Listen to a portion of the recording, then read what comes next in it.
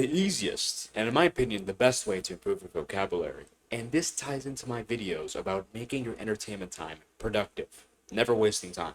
This is part of it. You can do this while enjoying it.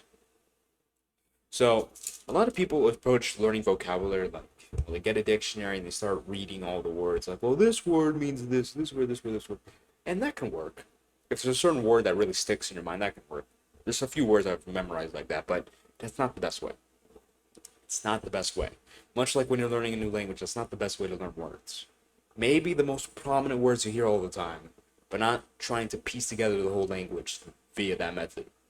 The best way is by watching people that you think are very articulate in many different fields, right? And then adding those words to your vocabulary. So if you hear them say a certain word all the time, and you like it, like how it sounds, think it sounds smart, whatever the hell, whatever words you like, take what you like and leave what you don't. Look at the definition of it. And in my case, I have a very wide range of words I use. So, and from different cultures or from different people. So I'm going to give you three examples. Gordon Ramsay, Donald Trump, William Lane Craig. Three completely different people. One's a British chef, one's a United States businessman who became president, and another one's a Christian philosopher. Completely different people. But there's words and things I've learned from all of them. For example, Ramsay's British. So there's certain words, and there's a bunch of other people I learned from, by the way. Tons.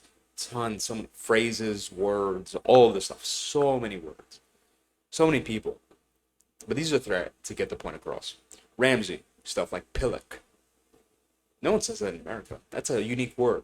Whenever I say that, people laugh. Pillock. You're a pillock. This means moron. Obviously, I'm referring to Little Timmy, not actually my lovely viewers. But in any case, Little Timmy's actually behind this camera I'm using right now. It's right there. Anyways, pillock. Plonker. Plonker. Plonker. That's a funny word. Plonker. Bloody. I don't usually... Bloody is a word I use for comedic effect. I don't use it seriously. What else? Yeah, I would say those are the three main words. If I thought about it more, I could probably think of more. Or stuff like body language, too, but I already talked about that in my body language video. I want to get the point across. So there you go. Three words I learned from Gordon Ramsay. And those three words I learned from him because he's British. So realize how I'm getting words from people because they're from different places. Or they specialize in different fields. Next, Donald Trump. A lot of body language. Using your hands a lot. I learned a lot from him. Now, what words? No one is X than me. No one is nicer than me. Stuff like that. This sounds funny when you say, especially in my case, when I say, because I have a bit of reputation for being rude. Not true. No one's nicer than me. See? Just use it right there. And you can also, flip it in other ways. You can make these things your own, too. I could say something like, no one is as nice as me. No one is capable of the niceness. I know I just made the word. I don't care. No one's capable of having the intelligence that I have. Yeah, I made it my own thing right there. You can switch it up. That's one thing I learned from Trump. The use of humor. Name calling works effectively depending on how you use it. Yeah, name calling is one thing because I'm just mulling through all the names he used. Like these name calling is a really effective way of putting other people down if you're competing against them. Now, obviously, don't be the dude who just goes outside and name calls everybody, but it's a tool for your toolbox.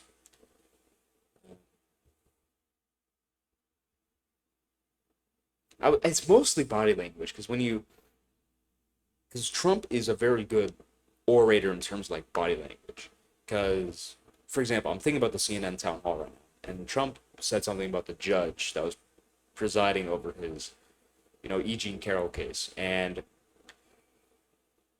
he could have said, this judge was horrible, but because he's from New York, really, again, going back to people from being from different places, he was like, this judge was horrible. He really emphasized it. So that's stuck in my brain. If he just said this judge was horrible, then it wouldn't have stuck out as well. Now let's look at William Lane Craig. Now he's a philosopher, so I learned a bunch of things how arguments work, logic. I mean, this all really started with him because I started getting into philosophy. I started learning about other people from starting from him as a leap board.